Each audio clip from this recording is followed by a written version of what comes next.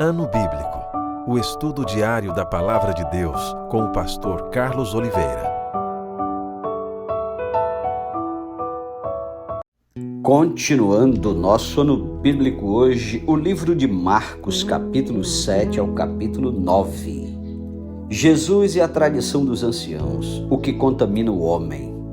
Ora, reuniram-se a Jesus os fariseus e alguns escribas vindos de Jerusalém.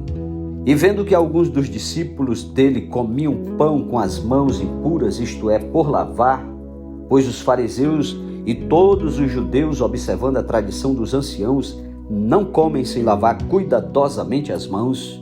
Quando voltam da praça, não comem sem se aspergirem.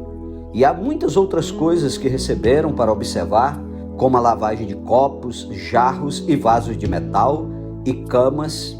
Interpelaram-no os fariseus e os escribas: por que não andam os teus discípulos de conformidade com a tradição dos anciãos, mas comem com as mãos por lavar?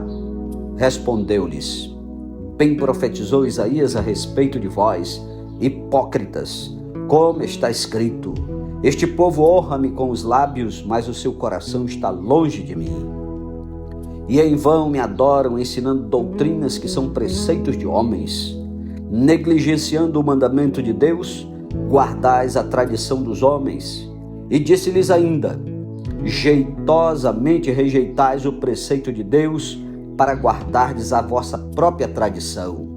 Pois Moisés disse: honra a teu pai e a tua mãe, e quem maldisser a seu pai ou a sua mãe seja punido de morte.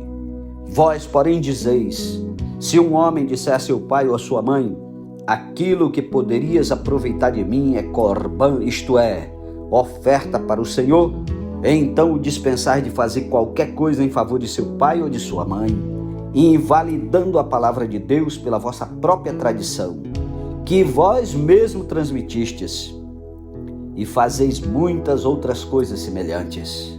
Convocando ele de novo, a multidão disse-lhes: ouvi-me todos e entendei. Nada há fora do homem que entrando nele o possa contaminar, mas o que sai do homem é o que o contamina. Se alguém tem ouvidos para ouvir, ouça. Quando entrou em casa, deixando a multidão, os seus discípulos o interrogaram acerca da parábola. Então lhes disse: assim também vós não entendeis? Não compreendeis que tudo que de fora entra no homem não o pode contaminar, porque não lhe entra no coração, mas no ventre, e sai para lugar escuso? E assim considerou ele puros todos os alimentos. E dizia: o que sai do homem, isso é o que o contamina. Porque de dentro do coração dos homens é que procedem os maus desígnios, a prostituição, os furtos, os homicídios, os adultérios, a avareza, as malícias, o dolo, a lascívia, a inveja, a blasfêmia, a soberba, a loucura. Ora, todos estes males vêm de dentro e contaminam o homem. A mulher Ciro-fenícia, levantando-se, partiu dali para as terras de Ciro e Sidom. Tendo entrado numa casa, queria que ninguém o soubesse. No entanto, não pôde ocultar-se, porque uma mulher cuja filhinha estava possessa de espírito imundo, tendo ouvido a respeito dele, veio e prostrou-se-lhe aos pés. Esta mulher era grega, de origem Ciro-fenícia, e rogava-lhe que expelisse de sua filha o demônio. Mas Jesus lhe disse: deixa primeiro que se fartem os filhos, porque não é bom tomar o pão dos filhos e lançá-lo aos cachorrinhos. Ela, porém, lhe respondeu: sim, Senhor, mas os cachorrinhos debaixo da mesa comem das migalhas das crianças. Então lhe disse: por causa desta palavra podes ir, o demônio já saiu de tua filha. Voltando ela para casa, achou a menina sobre a cama, pois o demônio a deixara. A cura de um surdo e gago. De novo se retirou das terras de Tiro e foi por Sidom até ao mar da Galileia, através do território de Decápolis. Então lhe trouxeram surdo e gago e lhe suplicaram que impusesse as mãos sobre ele. Jesus, tirando-o da multidão, À parte, pôs-lhe os dedos nos ouvidos e lhe tocou a língua com saliva. Depois, erguendo os olhos ao céu, suspirou e disse: Efatá, que quer dizer abre-te. Abriram-se-lhe os ouvidos e logo se lhe soltou o empecilho da língua e falava desembaraçadamente. Mas lhes ordenou que a ninguém o dissessem. Contudo, quanto mais recomendava, tanto mais eles o divulgavam. Maravilhavam-se sobremaneira, dizendo: tudo ele tem feito esplendidamente bem. Não somente faz ouvir os surdos, como falar os mudos. Capítulo 8. A segunda multiplicação de pães e peixes. Naqueles dias, quando outra vez se reuniu grande multidão, e não tendo eles o que comer, chamou Jesus os discípulos e lhes disse: tenho compaixão desta gente, porque há 3 dias que permanecem comigo e não têm o que comer. Se eu os despedir para suas casas em jejum, desfalecerão pelo caminho, e alguns deles vieram de longe. Mas os seus discípulos lhe responderam: de onde poderá alguém fartá-los de pão neste deserto? E Jesus lhes perguntou: quantos pães tendes? Responderam eles: 7. Ordenou ao povo que se assentasse no chão. E tomando os 7 pães, partiu-os, após ter dado graças, e os deu a seus discípulos, para que estes o distribuíssem, repartindo entre o povo. Tinham também alguns peixinhos, e abençoando-os, mandou que estes igualmente fossem distribuídos. Comeram e se fartaram. E dos pedaços restantes recolheram 7 cestos. Eram cerca de 4.000 homens. Então Jesus os despediu. Logo a seguir, tendo embarcado juntamente com seus discípulos, partiu para as regiões de Dalmanuta. E saindo os fariseus, puseram-se a discutir com ele, e tentando, pediram-lhe um sinal do céu. Jesus, porém, arrancou do íntimo do seu espírito um gemido e disse: por que pede esta geração um sinal? Em verdade vos digo que a esta geração não se lhe dará sinal algum. E deixando-os, tornou a embarcar e foi para o outro lado. O fermento dos fariseus e o de Herodes.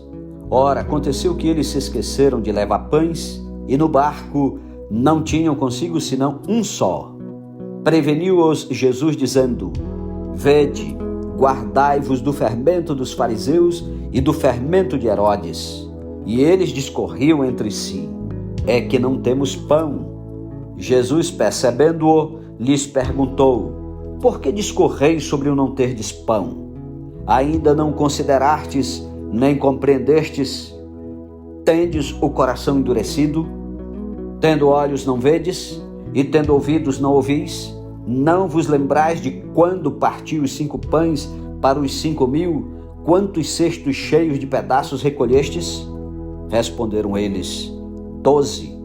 E de quando partiu os 7 pães para os 4.000, quantos cestos cheios de pedaços recolhestes? Responderam: 7. Ao que lhes disse Jesus: não compreendeis ainda? A cura de um cego em Betsaida. Então chegaram a Betsaida e lhe trouxeram um cego, rogando-lhe que o tocasse. Jesus, tomando o cego pela mão, levou-o para fora da aldeia e, aplicando-lhe saliva aos olhos e impondo-lhe as mãos, perguntou-lhe: vês alguma coisa? Este, recobrando a vista, respondeu: vejo os homens, porque como árvores os vejo andando. Então novamente lhe pôs as mãos nos olhos, e ele, passando a ver claramente, ficou restabelecido e tudo distinguia de modo perfeito. E mandou Jesus embora para casa, recomendando-lhe: não entres na aldeia. A confissão de Pedro. Então Jesus e os seus discípulos partiram para as aldeias de Cesareia de Filipe, e no caminho perguntou-lhes: quem dizem os homens que sou eu? E responderam: João Batista, outros Elias, mas outros algum dos profetas. Então lhes perguntou: mas vós, quem dizeis que eu sou? Respondendo, Pedro lhe disse: Tu és o Cristo. Advertiu-os Jesus de que a ninguém dissessem tal coisa a seu respeito.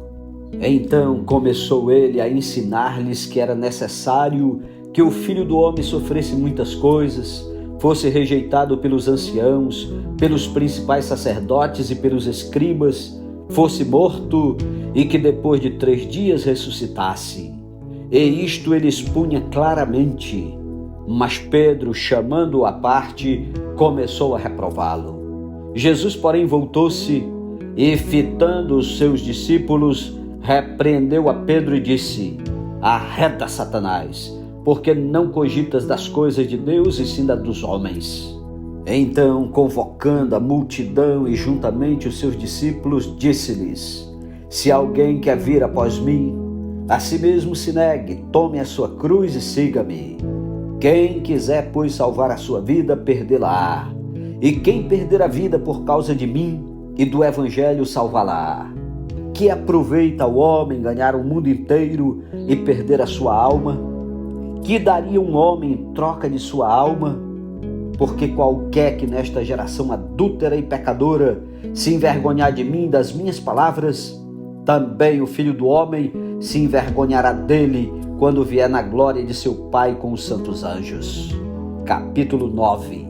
Dizia-lhes ainda: Em verdade vos afirmo que dos que aqui se encontram, alguns há que de maneira nenhuma passarão pela morte, até que vejam ter chegado com poder o reino de Deus. 6 dias depois, tomou Jesus consigo a Pedro, Tiago e João e levou-os a sós à parte a um alto monte. Foi transfigurado diante deles. As suas vestes tornaram-se resplandecentes e sobremodo brancas, como nenhum lavandeiro na terra as poderia alvejar. Apareceu-lhes Elias com Moisés e estavam falando com Jesus. Então Pedro, tomando a palavra, disse: Mestre, bom é estarmos aqui e que façamos 3 tendas. Uma será tua, outra para Moisés e outra para Elias, pois não sabia o que dizer por estarem eles aterrados. A seguir veio uma nuvem que os envolveu e dela uma voz dizia: Este é o meu filho amado, a ele ouvi. E de relance, olhando ao redor, a ninguém mais viram com eles, senão Jesus. A vinda de Elias. Ao descerem do monte, ordenou-lhes Jesus que não divulgassem as coisas que tinham visto, até o dia em que o Filho do Homem ressuscitasse dentre os mortos. Eles guardaram a recomendação, perguntando uns aos outros que seria o ressuscitar dentre os mortos. E interrogaram-no dizendo: Por que dizem os escribas ser necessário que Elias venha primeiro? Então ele lhes disse: Elias vindo primeiro restaurará todas as coisas. Como, pois, está escrito sobre o Filho do Homem, que sofrerá muito e será aviltado? Eu, porém, vos digo que Elias já veio, e fizeram com ele tudo o que quiseram, como a seu respeito está escrito. A cura de um jovem possesso.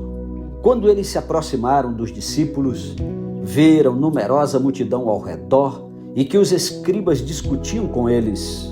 E logo toda a multidão, ao ver Jesus, tomada de surpresa, correu para ele e o saudava. Então ele interpelou os escribas: Que é que discutíeis com eles? E um dentre a multidão respondeu: Mestre, trouxe-te o meu filho possesso de um espírito mudo, e este, onde quer que o apanha, lança-o por terra, e ele espuma, rilha os dentes e vai definhando. Roguei a teus discípulos que o expelissem, e eles não puderam. Então Jesus lhes disse: Ó geração incrédula, até quando estarei convosco? Até quando vos sofrerei? Trazei-mo. E trouxeram-lhe. Quando ele viu a Jesus, o espírito imediatamente o agitou com violência, e caindo ele por terra, revolvia-se espumando. Perguntou Jesus ao pai do menino: Há quanto tempo isto lhe sucede? Desde a infância, respondeu, e muitas vezes o tem lançado no fogo e na água para o matar. Mas se tu podes alguma coisa, tem compaixão de nós e ajuda-nos. Ao que lhe respondeu Jesus: se podes, tudo é possível ao que crê. E imediatamente o pai do menino exclamou com lágrimas: eu creio, ajuda-me na minha falta de fé. Vendo Jesus que a multidão concorria, repreendeu o espírito imundo, dizendo-lhe: espírito mudo e surdo, eu te ordeno, sai deste jovem e nunca mais tornes a ele. E ele, clamando e agitando-o muito, saiu, deixando-o como se estivesse morto, a ponto de muitos dizerem: morreu. Mas Jesus, tomando-o pela mão, o ergueu e ele se levantou. Quando entrou em casa, os seus discípulos lhe perguntaram em particular: por que não podemos nós expulsá-lo? Respondeu-lhes: esta casta não pode sair, senão por meio de oração e jejum. De novo, Jesus prediz a sua morte e ressurreição. E tendo partido dali, passavam pela Galileia, e não queria que ninguém o soubesse, porque ensinava os seus discípulos e lhes dizia: o Filho do Homem será entregue nas mãos dos homens e o matarão, mas 3 dias depois da sua morte ressuscitará. Eles, contudo, não compreendiam isto e temiam interrogá-lo. Tendo eles partido para Cafarnaum, estando ele em casa, interrogou os discípulos: de que é que discorríeis pelo caminho? Mas eles guardaram silêncio, porque pelo caminho haviam discutido entre si sobre quem era o maior. E ele, assentando-se, chamou os 12 e lhes disse: se alguém quer ser o primeiro, será o último e servo de todos. Trazendo uma criança, colocou-a no meio deles e, tomando-a nos braços, disse-lhes: qualquer que receber uma criança tal como esta em meu nome, a mim me recebe. E qualquer que a mim me receber, não recebe a mim, mas ao que me enviou. Jesus ensina a tolerância e a caridade. Disse-lhe João: mestre, vimos um homem que em teu nome expelia demônios, o qual não nos segue, e nós lhe proibimos porque não seguia conosco. Mas Jesus respondeu: não lhe proibais, porque ninguém há que faça milagre em meu nome e logo a seguir possa falar mal de mim. Pois quem não é contra nós é por nós. Porquanto aquele que vos der de beber um copo de água em meu nome, porque sois de Cristo, em verdade vos digo que de modo algum perderá o seu galardão.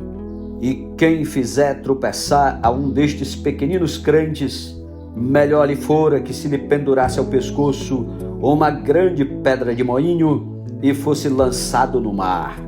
E se tua mão te faz tropeçar, corta-a, pois é melhor entrares maneta na vida do que tendo as 2 mãos ires para o inferno, para o fogo inextinguível, onde não lhes morre o verme, nem o fogo se apaga. E se teu pé te faz tropeçar, corta-o. É melhor entrares na vida aleijado do que tendo os 2 pés seres lançado no inferno, onde não lhes morre o verme, nem o fogo se apaga. E se um dos teus olhos te faz tropeçar, arranca-o. É melhor entrares no reino de Deus com um só dos teus olhos, do que tendo os 2 seres lançados no inferno, onde não lhes morre o verme, nem o fogo se apaga. Porque cada um será salgado com fogo. Bom é o sal, mas se o sal vier a tornar-se insípido, como lhe restaurar o sabor? Tende sal em vós mesmos e paz uns com os outros. Amém. Louvado seja Deus pela sua santa palavra. Tire tempo para orar e meditar. Não desista desse ano bíblico, meu amigo. Vamos juntos até o finalzinho, falta pouco. 2023 é um ano de muitas bênçãos, ouvindo a palavra do Senhor. Compartilhe também com aqueles que precisam ouvir. Que Deus te abençoe e até amanhã em nome de Jesus. Amém.